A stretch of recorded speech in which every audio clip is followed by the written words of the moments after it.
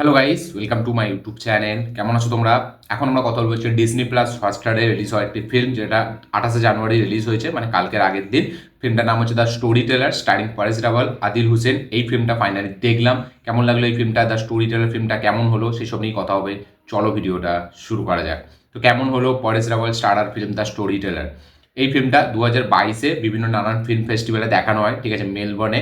সেখানে দেখানো হয়, মেলবর্নে যে ফিল্ম ফেস্টিভ্যালটা হয়, তারপরে আমাদের আরও অনেক ফিল্ম ফেস্টিভ্যালে দেখানো হয় এই ফিল্মটা।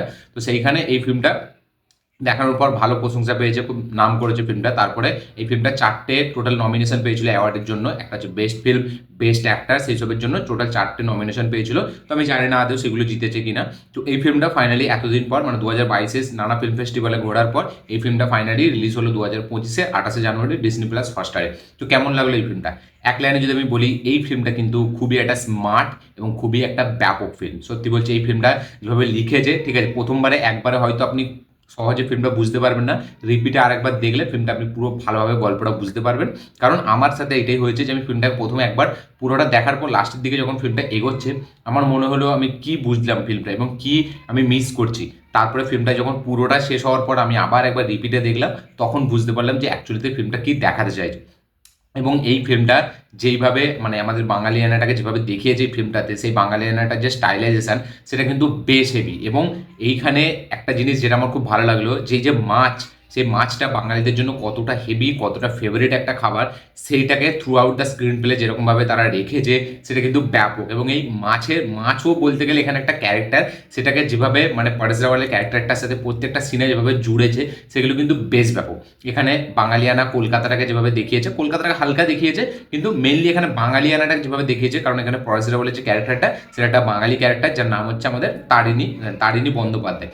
এবার এই ফিল্মটা সত্যজিৎ রায়, লেজেন্ডারি ডিরেক্টর সত্যজিৎ রায়, ওনার একটা শর্ট ফিল্ম থেকে বেশ করে, শর্ট ফিল্মের উপর বেস্ট এই ফিল্মটা। কারণ সেই শর্ট ফিল্মটার নাম হলো গল্প বলিয়ে তারিণী খুঁড়ো।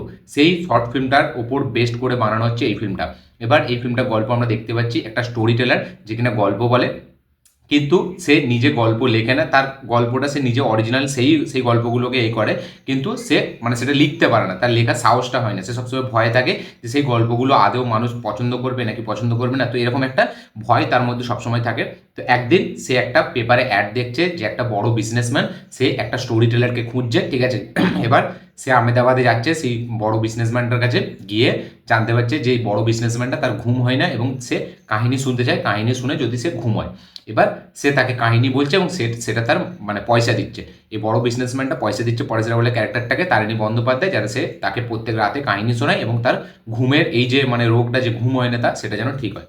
এবার ফাইনালি সে একটা দিন, মানে পরেশ রাওয়াল একদিন জানতে পারছে, তারিণী বন্দ্যোপাধ্যায় সে একদিন জানতে পারছে যে সে কোথাও একটা ভুল করেছে এবং তার সাথে কিছু একটা হচ্ছে। তো এবার কি হচ্ছে এবং সে কি জানতে পারছে এবং সেই জানার পর তার কি মানে বিহেভিয়ার হচ্ছে, এবং সে জানার পর কি কি মানে তার রিয়াকশনটা কি, ঠিক আছে, এবং এই বিজনেসম্যানটা অ্যাকচুয়ালিতে কি করছে, সেটা যখন সে জানছে তারপরে কি হচ্ছে, সেটা দেখার জন্য এই ফিল্মটা দেখতে হবে। গল্প লেভেলে আপনি প্রথমবারে বুঝতে পারবেন না, আপনাকে রিপিট আরেকবার দেখতে হবে, যেটা আমার সাথে যেটা হয়েছে আপনাদের সাথে নাও হতে পারে। কিন্তু এই ফিল্মটা যেভাবে এগোয়, এই ফিল্মটার যে স্ক্রিন প্লে যেভাবে লেখা হয়েছে, ফিল্মটার যে ছোটো ছোটো ডিটেলিংস যেভাবে এখানে ক্যাপচার করা হয়েছে, ঠিক আছে, একটা অ্যাকুরিয়ামকে যেভাবে প্রাধান্য দেওয়া হয়েছে, এবং একটা বিড়াল, সে এতটা ইম্পর্ট্যান্ট একটা ক্যারেক্টার এই ফিল্মে, এবং ক্যামেরার কিছু কিছু অ্যাঙ্গেল সেগুলোকে যেভাবে রেখেছে, একটা জায়গাতে স্ট্রেট করে রেখে দিয়েছে, ওই জিনিসগুলো পেছনে যে ব্যাকগ্রাউন্ড মিউজিক, সেগুলো সলিড। এখানে একটা গল্প বলে পরেশ রাওয়াল, যেটা একটা ওয়ার্ল্ড ওয়ার 2 এবং সেইখানে ব্যাকগ্রাউন্ডে যেসব যুদ্ধের যে বাজনাগুলো বাজে, সেগুলো খুব সুন্দর। ফিল্মের এক্সিকিউশন খুব সুন্দর, ফিল্মটাকে যেভাবে শ্যুট করেছে, সিনেমাটোগ্রাফি, সিনেমাটার কিছু কিছু ছোটো ছোটো ডিটেলিং, সেখানে পারফরমেন্স, পরেশ রাওয়াল এবং আদিল হুসেন দুজনের জায়গায় দুজনের সেরা পারফরমেন্স দিয়েছে। পরেশ রাওয়াল একটা বাঙালির ক্যারেক্টার, একটা বাঙালি লোকের ক্যারেক্টার যেভাবে নিভিয়েছে, সেটা দুর্দান্ত।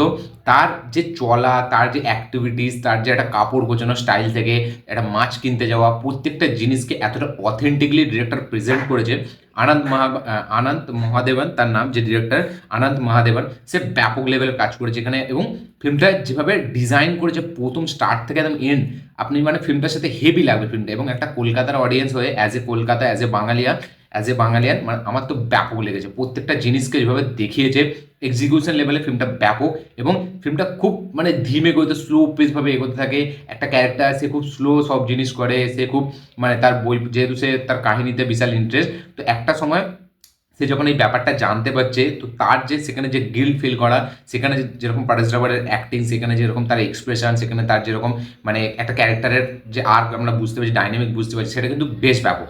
তো আমার এই ফিল্মটা হেভি লেগেছে। ফিল্মটা আমি রিপিটে আরেকবার দেখেছি, দেখার পর তো আমি ফিল্মটা বুঝতে পেরেছি যে অ্যাকচুয়ালিতে কী হয়েছে। কিন্তু ফিল্মটা সলিড, ফিল্মটা যে জিনিসগুলো দেখাচ্ছে সেগুলো বেশ সুন্দর। পরেশ রাওয়াল এবং আদিল হুসেনের ক্যারেক্টারের পারফরমেন্স, সেও এখানে ব্যাপক। এবং আদিল হুসেন যেখানে কতটা স্মার্ট, ঠিক আছে, সেই ফিল্মটা যেভাবে দেখিয়েছে তার ক্যারেক্টারটাকে লাস্টে আমরা বুঝতে পারি, সেটা কিন্তু হেভি লাগে দেখতে। পরেশ রাওয়াল সে একটা মনে করে যে সে কোনোদিন মানে তাকে কেউ ঠকাতে পারে না, সে মানে মূর্খ নয়, সে সব জিনিস খুব বোঝে। কিন্তু একটা টাইমের পর তার সাথে যেটা হচ্ছে, তারপরে সে যখন নিজেকে মনে করছে জিনিসগুলো, তখন আমরা বুঝতে পারছি সেই ক্যারেক্টারটার ভেতরে কী চলছে। তো সব কিছু যেভাবে দেখিয়েছে, ফিল্মটার যে ডিজাইনিং, আমার সেটা সব থেকে হেভি লেগেছে। এখানে যে একটা মাছ, এটা বাঙালিদের জন্য কতটা ইম্পর্টেন্ট, এবং বাজারে মাছ কিনতে যাওয়ার সিন থেকে শুরু করে এখানে বিড়ালকে মাছ খাওয়ানো, প্রত্যেকটা সিন, প্রত্যেকটা ফ্রেম এতটা অথেন্টিক লাগে, এতটা দেখতে হেভি লাগে। প্রত্যেকটা ক্যামেরার অ্যাঙ্গেল, প্রত্যেকটা ফ্রেম, এবং একটা ক্লোজ শট বলি বা একটা একটা একটা জায়গায় ক্যামেরা রেখে দেওয়া বলি, একটা জায়গাকে দেখানো, বা সিঁড়ি থেকে ওঠার সময় যে সিনগুলো, প্রত্যেকটা ক্যামেরার কাজ এতটা সুন্দর, ফ্রেমগুলো এতটা হেভি লাগে দেখতে, যেগুলো ব্যাপক। এবং পরেশ রাওয়াল তার পারফরমেন্স হেভি, সে বাঙালি ক্যারেক্টার যেরকম লেভেলের পারফরমেন্স দিয়েছে, আমার ব্যাপক লেগেছে তার পারফরমেন্সটা। এবং তার মানে একটা যে পুরো দেখে মনে হচ্ছে যে না, পরেশ রাওয়াল যেহেতু ওই লেভেলের অ্যাক্টার, তাই জন্য সে কিন্তু এই জিনিসটাকে খুব ভালোভাবে ফুটিয়ে তুলেছে। এবং এর পেছনে কিন্তু পুরো ক্রেডিটটা যায় ডিরেক্টরের। সে এই কলকাতার শহরের একটা মানুষকে, ঠিক আছে, যে একটা মানে এরকম গল্প লেখে, তার রবীন্দ্রনাথ ঠাকুরের সে একটা ইন্সপিরেশন মানে তার মধ্যে আছে, সেটা দেখলে বোঝা যায়। তার কাপড় পরা স্টাইল দেখে, তার চলা, তার খাওয়া দাওয়া, মানে তার সেই ক্যারেক্টারটাকে যেভাবে পরেশ রাওয়াল নিভিয়েছে, সেটা দুর্দান্ত লাগে দেখতে। আমার ব্যাপক লেগেছে ফিল্মটা। এবং ফিল্মটা কিন্তু খুব হেভি একটা ফিল্ম। মানে এই ফিল্মটা কিন্তু সবার জন্য না, যারা একটু মানে এরকম টাইপের ফিল্ম পছন্দ করে না, তাদের জন্য হয়তো ভালো লাগবে না। খুব স্লো পেস ফিল্ম মনে হবে। এবং ফিল্মের হাফ পোর্শনে মানে অনেকটা সময় কেটে যায়, যেখানে মেন গল্পতে আসতে আমরা বুঝতেই পারি না যেখানে কি চলছে এবং কেন হচ্ছে। দেখতে অনেকটা বোরিং লাগবে। একজন জেনারেল অডিয়েন্স যারা অতটা সিনেমা দেখে না, তাদের কিন্তু অতটা ভালো লাগবে না। কিন্তু ফিল্মটা যখন লাস্ট পজিশনে আসবে, তখন আমরা দেখতে পাচ্ছি যে আসল ম্যাজিকটা কি হচ্ছে এবং কেন হচ্ছে। তো সেটা দেখার পর কিন্তু ফিল্মটা বেশ ব্যাপক লাগে। যেমন একটা মালায়ালামের ফিল্ম আমরা দেখি, একটা জনরা থ্রিলার ফিল্ম, থ্রিলার জনরার ফিল্ম, সেটা যখন পুরো প্রথম থেকে স্লো পেস এগোচ্ছে, অন্য কিছুই দেখাচ্ছে, কিছু অন্য জিনিসই দেখাচ্ছে, কিন্তু সেই জিনিসগুলো লাস্টে যখন কানেক্ট হচ্ছে, সেই জিনিসগুলো লাস্টে যখন দেখাচ্ছে, সেগুলো কিন্তু দেখে আমরা খুব মজা পাই। রিসেন্টলি তার অনেক উদাহরণ আছে। বাসিল জোসেফ এবং নাজিরা ফাহাদের আছে আমাদের সুখসামা দারচিনি, আমাদের কিষ্কিন্দা কান্দাম আছে, ঠিক আছে, বিশাল অনেক অনেক এরকম সিনেমা আছে। তো সেই রকমই এই সিনেমাটা, যারা এই সিনেমাটাও কাইন্ড অফ একটা থ্রিলার সিনেমা, মানে হয়তো ডিরেকশন ওই রকম না, এক্সিকিউশন ওই রকম না একটা থ্রিলার জনরার ফিল্মের মতো। কিন্তু ফিল্মটা দেখলে মানে বুঝতে পারবে এটা কিন্তু খুব স্মার্ট, খুব লাইট হার্টেড একটা থ্রিলার সিনেমা, ঠিক আছে। এখানেও কিন্তু একটা চোরকেই দেখাচ্ছে, এখানেও কিন্তু একটা মানে যে একটা জিনিসকে ঝাপছে সেটাকেই দেখাচ্ছে। তো ফিল্মটা দেখলে আমাদের বিশাল মজা লাগবে। বেশি কিছু বললে গল্প স্পয়লার হয়ে যাবে। আমি হাইলি রেকমেন্ড করবো স্টোরি টেল ফিল্মটা দেখতে। আমার ব্যাপক লেগেছে। পারফরমেন্স অনুযায়ী, ডিরেক্টরের ডিরেকশন অনুযায়ী, এক্সিকিউশন, প্রেজেন্টেশন সব কিছু কিন্তু বেশ ব্যাপক। সিনেমাটার যে ডিজাইনিং, সেটা সব থেকে হেভি লেগেছে। মিউজিকের কাজ, বাঙালিয়ানা যে মিউজিকটা দুর্দান্ত, যেসব পিয়ানোর কাজ, হালকা আমাদের ওই ড্রাম যেরকম দেখিয়েছে, একটা ওয়ার্ল্ড ওয়ার সিনে যেরকম মিউজিক ইউজ করছে, সেগুলো বেশ ব্যাপক লাগে দেখতে। আপনাদের কি বক্তব্য? যারা স্টোরি টেলার অলরেডি দেখে নিয়েছেন, অবশ্যই কমেন্ট করে লিখে জানাবেন আপনাদের কি বক্তব্য, কি রিয়াকশন, কি মতামত এই ফিল্মটা নিয়ে। যারা এখন দেখেননি, দেখবেন ভাবছেন, অবশ্যই গিয়ে একবার চেক আউট করুন, দেখতে বেশ ভালো লাগবে। এবং কলকাতার অডিয়েন্সদের মানে যারা এরকম একটু মানে ওল্ড ক্লাসিক একটু মানে অডিয়েন্স, তাদের তো বেশ ব্যাপক লাগবে ফিল্মটা। অবশ্যই গিয়ে চেক আউট করুন, দেখে অবশ্যই কমেন্টে লিখে জানাবেন আপনাদের কি বক্তব্য, কি রিয়াকশন এই ফিল্মটা নিয়ে। ডিজনি প্লাস হটস্টারে এই ফিল্মটা অ্যাভেলেবেল আছে। আমার ব্যাপক লেগেছে ফিল্মটা, মানে হেভি লেগেছে আমার ফিল্মটা। আপনাদের কি বক্তব্য, অবশ্যই কমেন্টে লিখে জানাবেন। ভিডিওটা ভালো লেগে থাকলে লাইক, শেয়ার, কমেন্ট করে দেবেন। চ্যানেলটি নতুন হলে চ্যানেলটিকে সাবস্ক্রাইব করবেন, বেল আইকনটি প্রেস করতে ভুলবেন না। দেখা হচ্ছে পরের ভিডিওতে, ততক্ষণের জন্য।